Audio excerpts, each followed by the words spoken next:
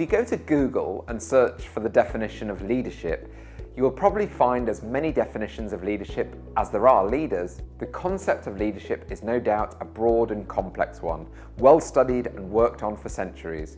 There are many works on the subject with very different approaches and notions among them. The reality is that there are many types of leadership, such as family, professional, political, religious, and each one has its own definition. But if we had to give a more concrete definition of leadership, we would focus on the idea that a leader is someone who has a vision, who is capable of anticipating the future, and who possesses enough empathy to get people to follow them.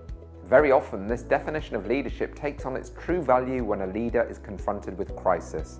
Thus, the leader is defined by how they act and not by what they say. Leaders have a deep level of consciousness in common. Combine this with a great capacity to understand their surroundings and inspire others to follow them. We will analyse in detail the concept of leadership and of the type of leader that is rooted in self-reflection and that influences their surroundings while building and delivering their vision. In this chapter, we would like to analyse the concept of leadership that is based on looking within, influencing around, and building and executing your vision.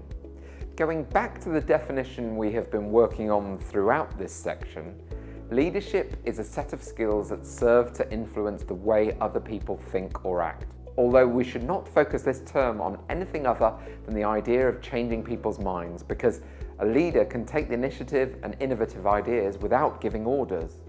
Therefore, we can summarize that leadership is also known to be a group of managerial skills which a person possesses to influence the way of acting or being of individuals or groups of individuals in a job. They motivate their team to collaborate enthusiastically and achieve the objective of all their goals and activities. In addition, leadership is defined as the ability to manage, observe, take initiative, convene, promote, motivate, encourage, and evaluate a project efficiently and effectively, whether for personal, business, or institutional purposes.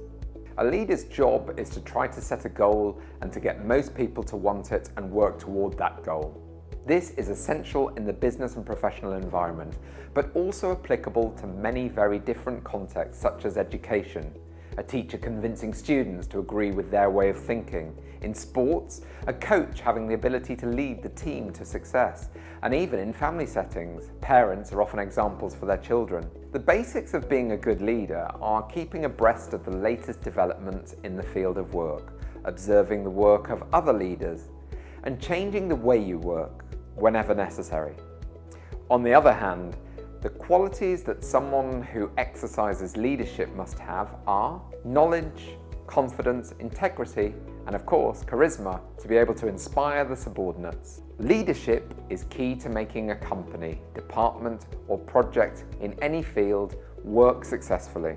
However, finding people to develop their leadership skills successfully in a team is not an easy task.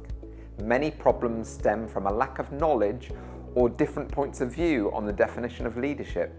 To give an example, is a good leader based on motivation or results? The importance of leadership is more than evident in many areas of life, even beyond business leadership, as leaders are held responsible for the achievement of objectives in a much more effective and rapid manner. A leader will be able to establish good communication and improve the capacity of integration of the members, all in order to achieve a common goal. In short, the importance of leadership lies in the fact that it is key to the survival of any organisation. Even more so if we consider the ability to know how to guide and direct is the centre of it.